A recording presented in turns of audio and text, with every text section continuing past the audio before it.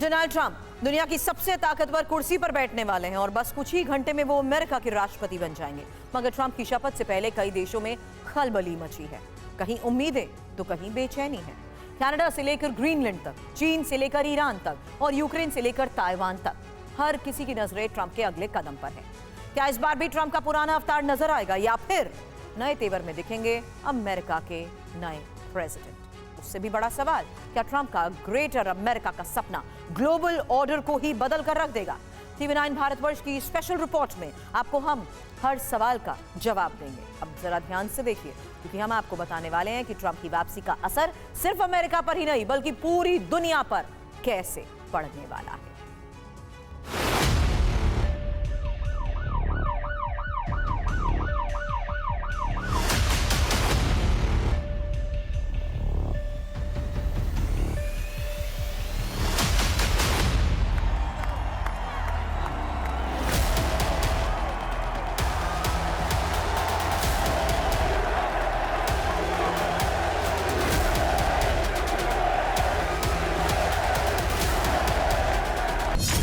Trump की oath से पहले हलचल, क्या बदल जाएगा ग्लोबल ऑर्डर?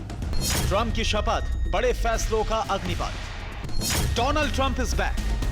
कुछ घंटों बाद डोनाल्ड ट्रंप दुनिया के सबसे पुराने लोकतंत्र की कमान अपने हाथों में लेंगे।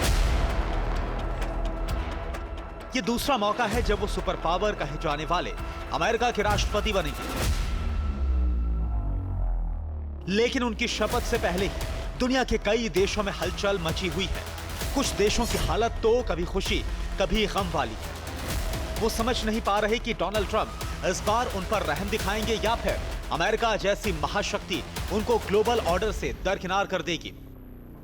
दरअसल चुनाव जीतने के बाद से ही ट्रंप की जीत और अमेरिका से अलग अलग देशों के रिश्तों पर दुनिया भर में विश्लेषण चल रहा है। जियोपॉलिटिक्स पर बारीक नजर रखने वाले विशेषज्ञों का मानना है कि इस बार ट्रंप को मिला प्रचंड बहुमत ग्लोबल समीकरणों को नए सिरे से परिभाषित करने का संकेत है।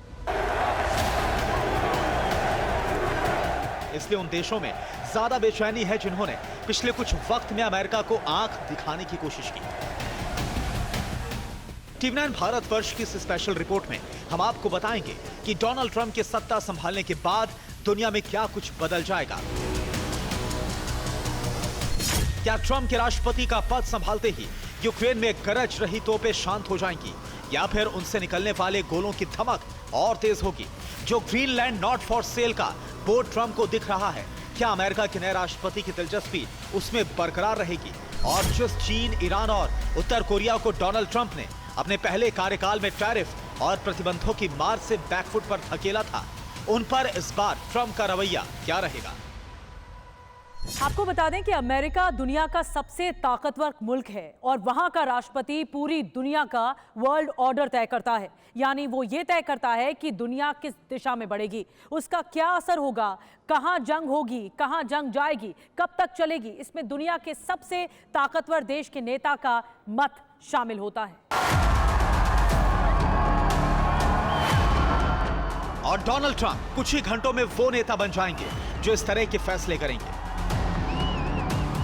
एक और अहम बात यह कि अमेरिका को वर्ल्ड डिप्लोमेसी का एपिसेंटर माना जाता है। वहां की सरकार जो भी कूटनीतिक फैसले लेती है उसका असर पूरी दुनिया पर पड़ता है। और डोनाल्ड ट्रंप ऐसे फैसलों के लिए जाने जाते हैं जिनके बारे में उनके करीबी भी अंदाजा नहीं लगा सकते। उन्हीं में से एक फैसला है ग्रेटर अमेरिका। फैसला क्या है? बल्कि ट्रंप का सपना है। ऐसा सपना जिसके बारे में वो खुलकर बता चुके हैं। दरअसल अपने ग्रेटर अमेरिका प्लान के तहत ट्रंप कनाडा को अमेरिका का 51वां राज्य बनाना चाहते हैं। इसी ग्रेटर अमेरिका प्लान के तहत वो ग्रीनलैंड को अमेरिका में शामिल करना चाहते हैं और इसके अलावा ग्रेटर अमेरिका के लिए वो पनामा नहर पर भी कब्जा करना चाहते हैं।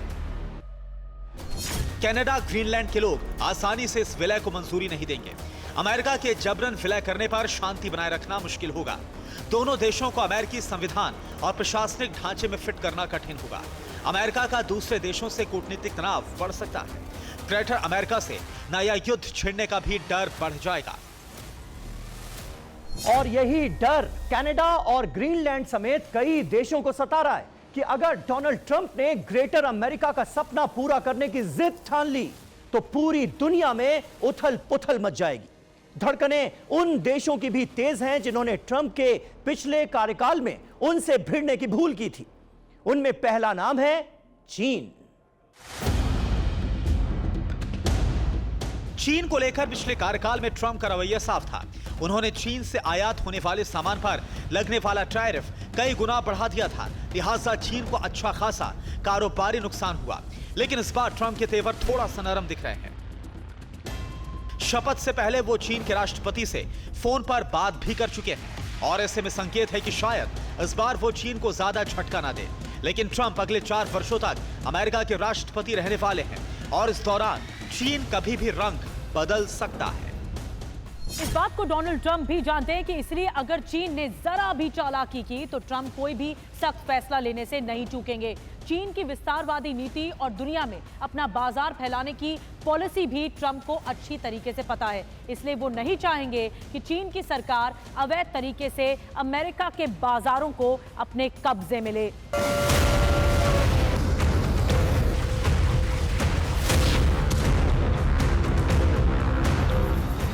हालांकि चीन से निपटने में तो अभी अच्छा खासा वक्त है। उससे पहले ट्रंप को दुनिया के अलग अलग कोनों में चल रहे युद्ध से निपटना पड़ेगा। पूरी दुनिया में जंग के कई मोर्चे खुले हुए हैं। इसमें डायरेक्ट या इनडायरेक्ट अमेरिका भी शामिल है। फिर चाहे यूक्रेन जंग, इजराइल और हमास के बीच हुआ युद्ध हो, या फिर सीरिया, ईरान और इराक की वॉर हो, ट्रंप का एक फैसला इन सभी युद्ध की नियति को बदल सकता है। लेकिन सवाल है कि ट्रंप के कहने पर क्या पुतिन और ज़ेलेंस्की एक मंच पर आएंगे? पिछले करीब 3 साल से यूक्रेन जंग में चल रहा खून खराबा बंद होगा? ईरान के खिलाफ कोई डायरेक्ट एक्शन लिया जाएगा या खामनेई के पास किसी तरह का शांति प्रस्ताव लेकर जाएंगे ट्रंप? ताइवान को उसके हाल पर छोड़ दिया जाएगा या और ज्यादा हथियार देकर चीन के खिलाफ भड़काया जाएगा?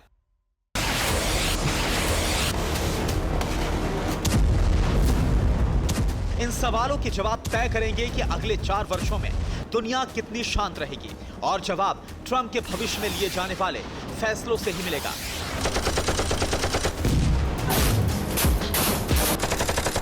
अब ईरान पर भी ट्रंप की बारी सुन लीजिए। ये उस घटना के बाद का बयान है जब चुनाव प्रचार के दौरान ट्रंप पर गोली चलाई गई थी। तो कुल मिलाकर संकेत यही है कि शपथ लेने के तुरंत बाद जंग से जुड़ी कोई गुड न्यूज जल्दी नहीं मिलने वाली। ईरान से लेकर फिलिस्तीन तक और ग्रीनलैंड से लेकर कनाडा तक हर कोई बेचैन है। इन सब को डर है कि कहीं राष्ट्रपति का पद संभालते ही ट्रंप अपनी ग्रेटर अमेरिका की मंशा को पूरा करने में ना लग जाएं। डर यह भी है कि चुनाव प्रचार के दौरान जिन जिन देशों को सबक सिखाने की बात कही गई थी, अगर उन पर ट्रंप की वक्र दृष्टि पड़ी तो ग्लोबल ऑर्डर का क्या होगा? पूरी वैश्विक राजनीति में उथल पुथल मच जाएगी। हालांकि डोनाल्ड ट्रंप फिलहाल इन सब से बेखबर हैं और इस वक्त उनका ध्यान सिर्फ और सिर्फ अपनी शपथ पर है। Bureau report, TV9 Bharatvarsh. Trump का पूरा ध्यान अपनी शपथ पर है और TV9 भारतवर्ष आपको इस समारोह की पल पल की खबर देगा। दरअसल इस बार का शपथ ग्रहण समारोह काफी अलग होने वाला है, क्योंकि पिछले 40 साल में पहली बार अमेरिकी राष्ट्रपति के शपथ ग्रहण समारोह वाली जगह को ही बदल दिया गया है।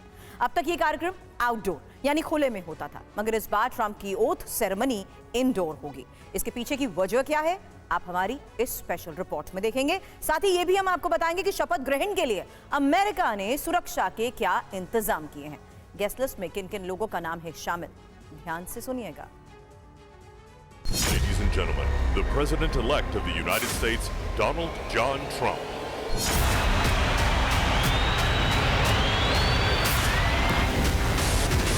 I, Donald John Trump, do solemnly swear. कुछ इसी अंदाज में अब से कुछ देर बाद डोनाल्ड ट्रंप अमेरिका के राष्ट्रपति पद की शपथ लेंगे। शपथ लेते ही वो अमेरिका के 47वें राष्ट्रपति बन जाएंगे। ये तस्वीरें 20 जनवरी 2017 की हैं। डोनाल्ड ट्रंप पहली बार अमेरिकी राष्ट्रपति पद के चुनाव में उतरे थे और जीत दर्ज की थी। इस बात को 8 साल बीत चुके हैं और 8 साल बाद अमेरिका में इतिहास खुद को दोहराने वाला है। 20 जनवरी 2017 की तरह ही इस बार भी ट्रंप अमेरिकी संसद में शपथ लेंगे। हर बार ये शपथ ग्रहण का कार्यक्रम कैपिटल हिल्स के बाहर किया जाता था, लेकिन इस बार मौसम की वजह से शपथ ग्रहण की जगह को बदल दिया गया। इसकी जानकारी खुद ट्रंप ने social media platform truth social पर दी। उन्होंने कहा, देश में आर्कटिक तूफान चल रहा है। मैं नहीं चाहता कि लोग घायल हो या उन्हें किसी तरह की परेशानी हो, इसलिए मैंने शपथ ग्रहण के सभी कार्यक्रम जैसे प्रार्थना और उद्घाटन भाषण कैपिटल रोटुंडा में करवाने के आदेश दिए हैं। यानी इस बार भीषण ठंड की वजह से ट्रंप का शपथ ग्रहण समारोह इंडोर होगा। यह जगह अमेरिकी संसद के अंदर ही है। एक बार आपको ग्राफिक्स के जरिए समझाते हैं कि अमेरिकी संसद अंदर से कैसे दिखती है और वो कौन सा हॉल है जहां ट्रंप शपथ लेंगे। अपनी स्क्रीन पर दिख रही इस तस्वीर को ध्यान से देखिए। यह अमेरिकी संसद कैपिटल हिल्स का ब्लूप्रिंट है। सबसे दाहिने कोने पर आपको सेनेट चैंबर्स दिखेगा, उससे ठीक बगल में ओल्ड सेनेट चैंबर्स है। फिर बाएं कोने पर हाउस चैंबर्स और उसके बगल में स्टैच्यूरी हॉल है। बीचों बीच है रोटुंडा। ये वही हॉल है जहां पर डोनाल्ड ट्रंप का शपथ ग्रहण समारोह होगा। कुल मिलाकर दुनिया के सबसे ताकतवर मुल्क के सबसे बड़े नेता की ताजपोशी के लिए तैयारियां भी पूरी हो चुकी हैं। तमाम ग्लोबल लीडर्स को न्योता भेजा जा चुका है। सुरक्षा चाक चौबंद है। अमेरिका की तमाम सुरक्षा एजेंसियां डोनाल्ड ट्रंप के शपथ ग्रहण समारोह को सफल बनाने के लिए जी जान से जुटी। क्योंकि चुनाव प्रचार के दौरान ट्रंप पर जब हमला हुआ तो उसने अमेरिकी सुरक्षा एजेंसियों की नींद उड़ा दी। उस वक्त ट्रंप राष्ट्रपति पद के उम्मीदवार थे, लेकिन अब वो वहां के निर्वाचित राष्ट्रपति हैं। इस बात की गंभीरता को FBI और CIA समेत अमेरिका की तमाम खुफिया और सुरक्षा एजेंसियां जानती हैं। इसलिए कैपिटल हिल्स के आसपास के इलाके में इतनी कड़ी सुरक्षा है कि परिंदा भी पर नहीं मार सकता। इतनी कड़ी सुरक्षा इसीलिए भी जरूरी है क्योंकि डोनाल्ड ट्रंप के शपथ ग्रहण समारोह में दुनिया भर के बड़े नेता शामिल हो रहे हैं। दिग्गज कंपनियों के CEOs भी ट्रंप की इस ऐतिहासिक शपथ के गवाह बनने के लिए कैपिटल रोटुंडा पहुंचेंगे। इसीलिए उन लोगों की सुरक्षा में जरा भी कोताही नहीं बरती जा सकती। भले ही वेन्यू बदल गया हो, लेकिन रिवाज वही रहेंगे। यानी डोनाल्ड ट्रंप को उसी तरीके से शपथ दिलवाई जाएगी जैसे पहले के राष्ट्रपतियों को दिलाई जाती थी। एक बार सिलसिलेवार तरीके से आपको बताते हैं कि आखिर अमेरिका में राष्ट्रपति का शपथ ग्रहण किस तरीके से होता है और कितना भव्य होता है।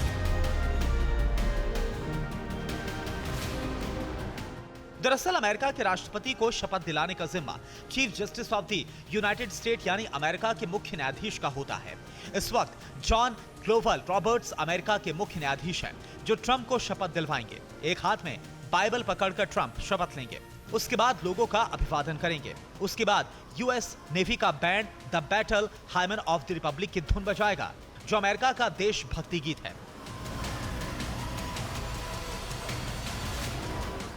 फिर डोनाल्ड ट्रंप अपना उद्घाटन भाषण देंगे। इसके बाद पूर्व राष्ट्रपति और पूर्व उपराष्ट्रपति को औपचारिक विदाई दी जाएगी। परंपरा के अनुसार इसके बाद एक भव्य परेड का आयोजन होता है, लेकिन इस बार भीषण ठंड की वजह से उस परेड को रद्द कर दिया गया है। शपथ ग्रहण समारोह की अंतिम प्रक्रिया के तहत रात में एक भव्य इनॉग्रल बॉल का आयोजन किया जाता है। इसमें अमेरिका के राष्ट्रपति, वहां की फर्स्ट लेडी और तमाम बड़े अधिकारी मौजूद रहते हैं। यह कार्यक्रम अमेरिका के नए राष्ट्रपति के कार्यकाल की शुरुआत का जश्न समारोह होता है। इसमें म्यूजिक, खान-पान और मनोरंजन की पूरी व्यवस्था होती है। तो अब तक आप समझ गए होंगे कि ट्रंप का शपथ ग्रहण समारोह कितना भव्य रहने वाला है। अब यह भी जान लीजिए कि दुनिया के सबसे बड़े शपथ ग्रहण समारोह में कौन-कौन से दिग्गज शामिल होने वाले हैं। इस कार्यक्रम में सिर्फ वही लोग शामिल हो सकते हैं जिन्हें आधिकारिक निमंत्रण दिया गया है। इस समारोह में राष्ट्रपति जो बाइडेन शामिल होंगे। हालांकि जब जो बाइडेन राष्ट्रपति बने थे तो ट्रंप उनके शपथ ग्रहण समारोह में शामिल नहीं हुए थे। इसके अलावा अमेरिका के उपराष्ट्रपति कमला हैरिस भी कार्यक्रम में शामिल होंगी। इटली की प्रधानमंत्री जॉर्जिया मेलोनी भी ट्रंप के शपथ ग्रहण समारोह का हिस्सा बनेंगी। वहीं इस समारोह में भारत का प्रतिनिधित्व विदेश मंत्री एस जयशंकर करेंगे। इसके अलावा कई बड़ी कंपनियों के दिग्गज भी शामिल होंगे, जिनमें अमेज़न के CEO जेफ बेजोस का नाम शामिल है। मेटा के CEO मार्क जुकरबर्ग भी ट्रंप के शपथ ग्रहण कार्यक्रम में हिस्सा लेंगे। वहीं ट्रंप के करीबी और टेस्ला के CEO एलॉन मस्क भी इस समारोह में शामिल होंगे। इसके अलावा एप्पल के CEO टिम कुक और अल्फाबेट के CEO सुंदर पिचाई भी अमेरिका के राष्ट्रपति के शपथ ग्रहण समारोह में शामिल होंगे। इसके अलावा जापान के विदेश मंत्री, चीन के उपराष्ट्रपति, जर्मनी के एम्बेसडर भी समारोह का हिस्सा बनेंगे। डोनाल्ड ट्रंप का शपथ ग्रहण समारोह न सिर्फ अमेरिका बल्कि पूरी दुनिया की नजरें इस पर टिकी हैं। उनके उद्घाटन भाषण का इंतजार ट्रंप के विरोधी भी कर रहे हैं। हर कोई जानने को बेताब है कि शपथ लेने के बाद आखिर ट्रंप का अगला कदम क्या होगा। Bureau report, TV9 Bharatvarsh. America की सत्ता में ट्रंप की वापसी ऐसे दौर में हो रही है जब दुनिया के कई हिस्सों में उथल-पुथल मची हुई है। मिडिल ईस्ट के कई देश आपस में उलझे हुए हैं तो करीब 3 साल से यूक्रेन और रूस एक दूसरे पर गोले दाग रहे हैं। ऐसे में ट्रंप का हर एक फैसला अमेरिका की विदेश नीति को नए सिरे से परिभाषित करेगा। शपथ ग्रहण के ठीक बाद लिए जाने वाले उनके फैसलों में इस बात की झलक मिल जाएगी कि कौन उनका दोस्त है और कौन दुश्मन। सिर्फ इतना ही नहीं, उनकी विदेश नीति कई देशों की नियति भी तय करेगी, क्योंकि पूरी दुनिया जानती है कि ट्रंप कब क्या कर दे कोई नहीं जानता। इस रिपोर्ट में इस पहलू को भी समझिए।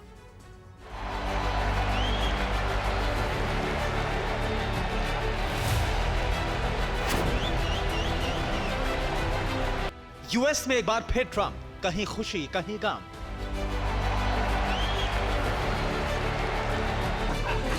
ट्रंप की विदेश नीति, कौन खुश कौन दुखी।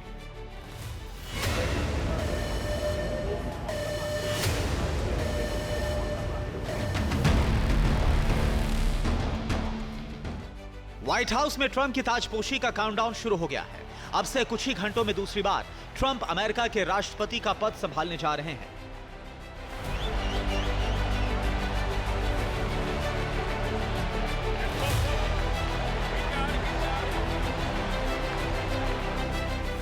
तो 2017 से 2021 तक अमेरिकी सत्ता के सबसे बड़े पद पर रहने के बाद अब 4 साल बाद दोबारा ट्रंप सत्ता में वापसी कर रहे हैं। लेकिन इन 4 सालों में बहुत कुछ बदल चुका है।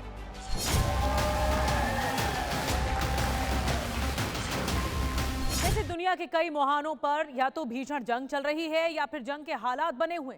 सिर्फ इतना ही नहीं, जो कभी सुपर पावर अमेरिका के दोस्त हुआ करते थे, आज हालात दुश्मनी तक आ चुके हैं। ऐसे हालात में सुपर पावर की धाक को कायम रखना और वर्ल्ड मैप पर अमेरिका की नीति को सही आकार देने के लिए ट्रंप की विदेश नीति पर सभी की नजर रहने वाली है। हालांकि ट्रंप की वापसी से कहीं खुशी तो कहीं गम वाली स्थिति पूरी दुनिया में देखने को मिलेगी, इस बात से इंकार नहीं किया जा सकता।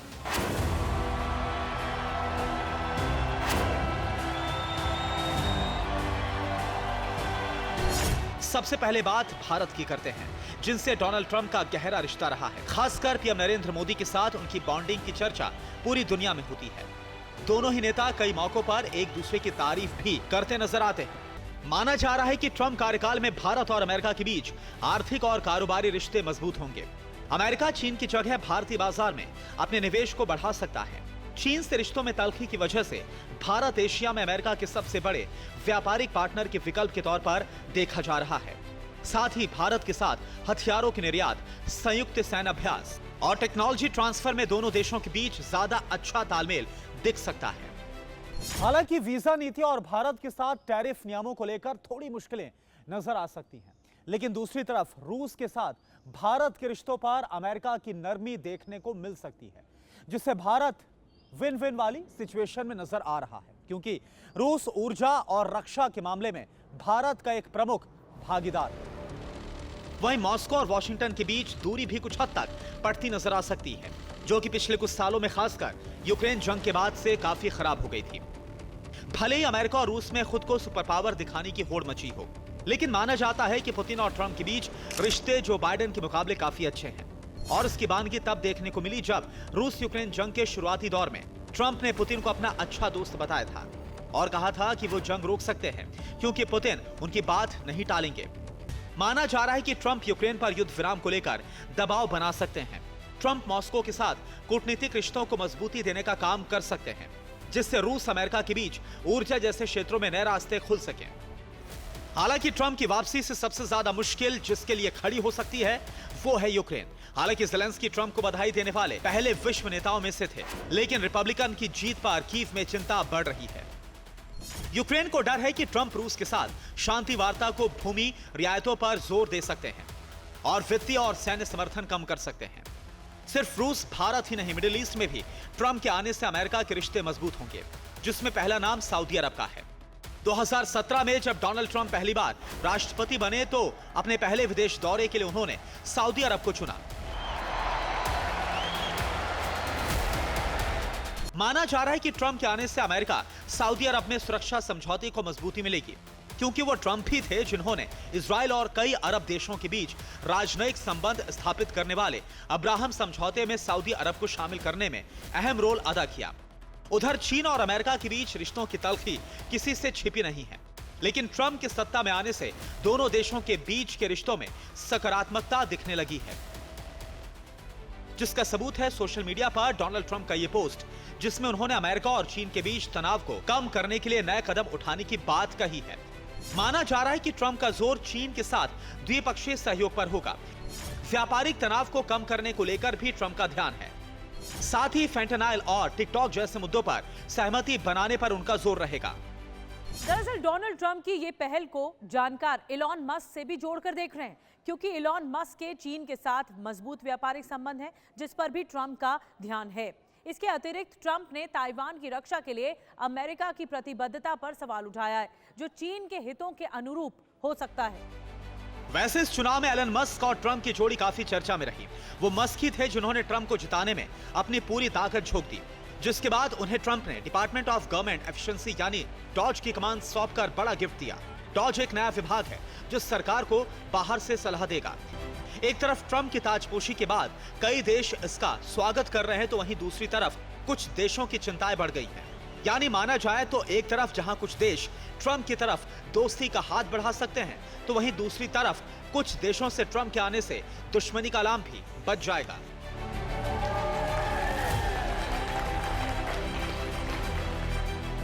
Bureau report, TV9 Bharatvarsh. और अब बात करते हैं ट्रंप की पर्सनल लाइफ की। डोनाल्ड ट्रंप का राजनीतिक सफर जितना दिलचस्प रहा है, उससे ज्यादा उनकी पर्सनल लाइफ रही है। बेबाक, बड़बोले और बेफिक्र ट्रंप का अंदाज ही उन्हें बाकी लोगों से अलग बनाता है। हालांकि उनके इसी अंदाज की वजह से विवादों का साया भी हमेशा उनके साथ रहा है।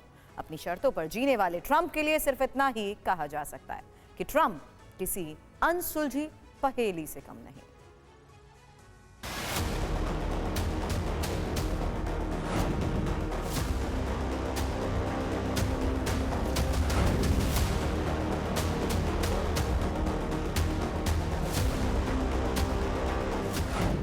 ट्रंप के हाथों में सत्ता, विवादों से पुराना नाता।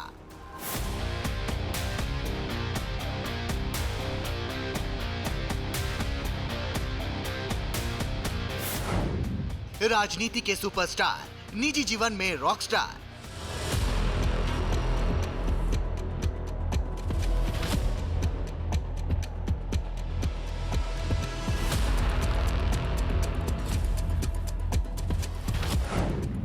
डोनाल्ड ट्रंप एक अनसुलझी पहेली।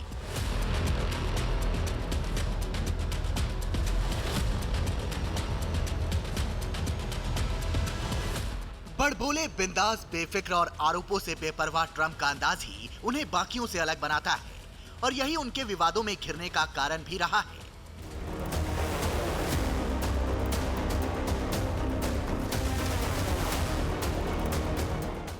जवानी से लेकर अब तक ट्रंप बिल्कुल नहीं बदले। बदन पर शानदार सूट, बालों का वही रेट्रो लुक, जिसको लेकर अमेरिकी मीडिया में अलग ही विवाद रहा है। लेकिन अपनी निजी जिंदगी में उनकी दिलफेक छवि की चर्चा हमेशा रही, जिसमें सबसे बड़ा नाम है stormy Daniels. Porn star stormy ने दावा किया कि 2006 में वह ट्रंप से एक होटल में मिली, जहां ट्रंप ने उन्हें अपने टीवी शो में रोल ऑफर किया। साथ ही आरोप लगाया कि इस मुलाकात के दौरान उनके शारीरिक संबंध भी बने।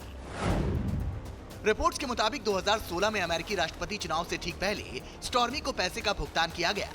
राष्ट्रपति चुनाव से पहले स्टॉर्मी को चुप रखने के लिए $1,30,000 अमेरिकी डॉलर दिए गए थे। ट्रंप पर आरोप है कि उन्होंने इस पैसे को छिपाने के लिए दस्तावेजों में हेरफेर की। हालांकि ट्रंप ने हमेशा इन आरोपों को गलत बताया, साफ कहा कि उन्हें 2024 में चुनाव लड़ने से रोकने के लिए ये केस लाया गया है। हालांकि इस मामले में उनको कोर्ट ने दोषी तो ठहराया, मगर जेल नहीं भेजा। यानी ट्रंप का गुनाह साबित हुआ, मगर उसकी सजा उनको नहीं दी गई।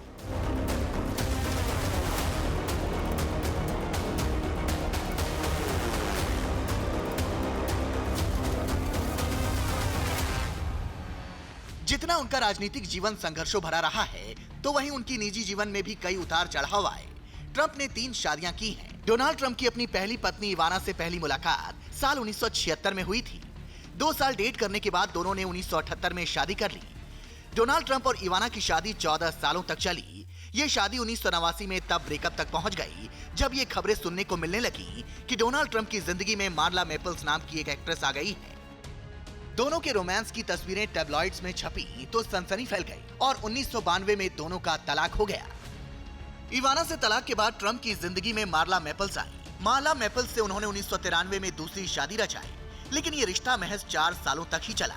हालांकि दोनों का कानूनी रूप से तलाक 1999 में हो पाया। अपनी 2 बीवियों को तलाक दे चुके डोनाल्ड ट्रंप ज्यादा दिनों तक सिंगल नहीं रहे। न्यूयॉर्क फैशन वीक के दौरान एक पार्टी में उनकी मुलाकात मेलानिया पेरिस से हुई, जो उन दिनों बतौर फैशन मॉडल धूम मचा रही थी, और दोनों की ये मुलाकात जल्द ही रिश्ते में बदल गई। मेलानिया और ट्रंप की जब मुलाकात हुई तब मेलानिया 28 साल की थी और डोनाल्ड ट्रंप 52 साल की। लेकिन धीरे धीरे दोनों करीब आने लगे और फिर 22 जनवरी 2005 में दोनों ने शादी कर ली। इस शादी से दोनों का एक बेटा है, जिसका नाम बैरन ट्रंप है। शादी के 1 साल बाद मेलानिया को अमेरिका की नागरिकता मिल गई। डोनाल्ड ट्रंप जब अमेरिका के राष्ट्रपति बने तो मेलानिया उनके साथ व्हाइट हाउस में रही। पत्नियों के अलावा डोनाल्ड ट्रंप की गर्लफ्रेंड्स की भी एक लंबी लिस्ट है। अमेरिकी मीडिया में छपी रिपोर्ट्स के मुताबिक मॉडल काइली बैग्स, मॉडल एलिसन जियानिनी, कारा यंग, रोवेन ब्रेवरली, अन्ना निकोल स्मिथ जैसी कई मशहूर मॉडल और एक्ट्रेसेस के साथ भी ट्रंप के रिश्ते रहे। डोनाल्ड ट्रंप वो शख्सियत रहे हैं जिन्होंने अपनी जिंदगी खुद की शर्तों पर जी है। वो कब क्या बोलेंगे, क्या करेंगे, कोई नहीं जानता। ऐसे में ये कहना गलत नहीं होगा कि ट्रंप वो अनसुलझी पहेली की तरह हैं, जिसको आज तक कोई नहीं समझ पाया। Bureau report, TV9 Bharatvarsh. और अब बात प्रयागराज महाकुंभ की। वो महाकुंभ जहां आस्था का सबसे बड़ा मेला लगा है, जहां डुबकी लगाने के लिए देश विदेश से हजारों श्रद्धालु प्रयागराज पहुंचे हैं। उसी आस्था के मेले में अचानक लगी आग से कुछ देर के लिए हड़कंप मच गया। भीषण आग ने वहां कई टेंट्स को जलाकर राख कर दिया। आखिर महाकुंभ में कैसे लगी ये आग और प्रशासन ने उस पर कैसे तुरंत एक्शन लिया, इस रिपोर्ट में देखिए।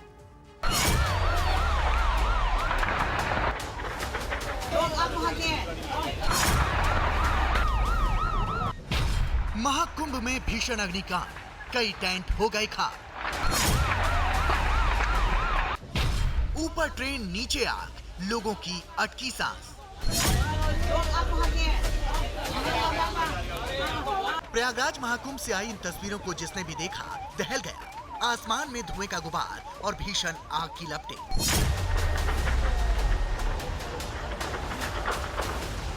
तस्वीरें महाकुंभ के मेला क्षेत्र की हैं, जहां करीब शाम 4:30 बजे अचानक शास्त्री ब्रिज के पास सेक्टर 19 कैंप में आग लग गई। देखते ही देखते आग बढ़ती चली गई और कई टेंट्स को अपनी चपेट में ले लिया।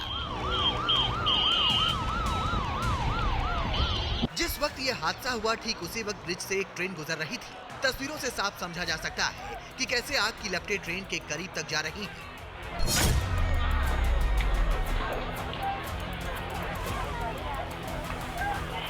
उधर ट्रेन में बैठे यात्री भी आग को देखकर सहम उठे।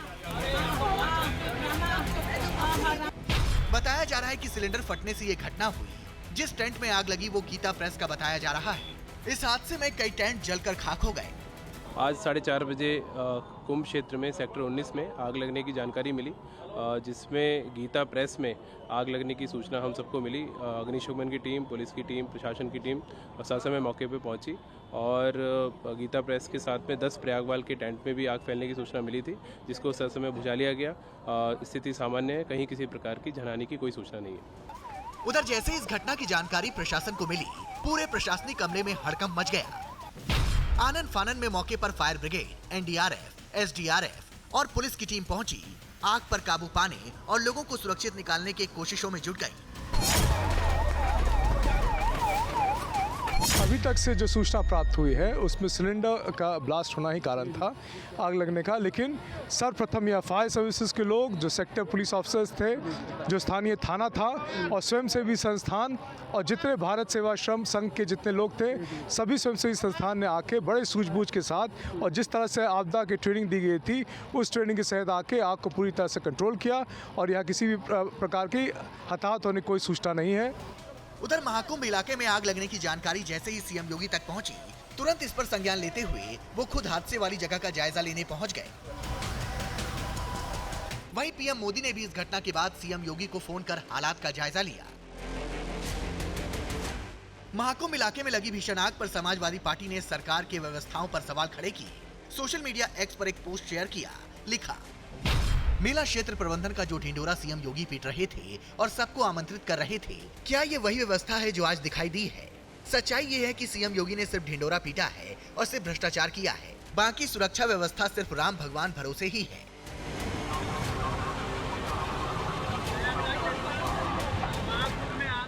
समाजवादी पार्टी अध्यक्ष अखिलेश यादव ने भी सोशल मीडिया प्लेटफॉर्म एक्स पर महाकुंभ की आग का वीडियो पोस्ट करते हुए इस घटना पर चिंता जताई। हालांकि गनीमत ये रही कि इस घटना में किसी भी तरह की जान माल का नुकसान नहीं हुआ। वहीं फायर ब्रिगेड की टीम ने मुस्तैदी दिखाते हुए आग पर काबू पा लिया। इस घटना के बाद महाकुंभ मेला क्षेत्र में हालात पूरी तरह से काबू में हैं। ऐसे में आग को लेकर किसी भी तरह की अफवाहों पर ध्यान ना दें। मनीष वर्मा के साथ विपिन चौबे, TV9 भारतवर्ष। अब आपको वो खबर दिखाते हैं जो पिछले पूरे हफ्ते सुर्खियों में बनी रही और सैफ अली खान पर हमले के आरोपी को पुलिस ने गिरफ्तार कर लिया है। गिरफ्तारी के बाद पुलिस ने जो जानकारी दी वो चौंकाने वाली है।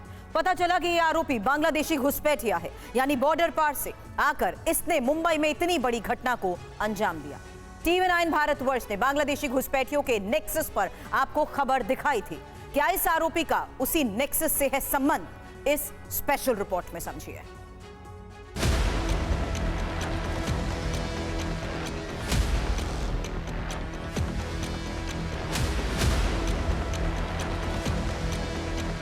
जो आरोपी है, यह आरोपी बांग्लादेशी ओरिजिन का है, ऐसा हमारा डाउट है।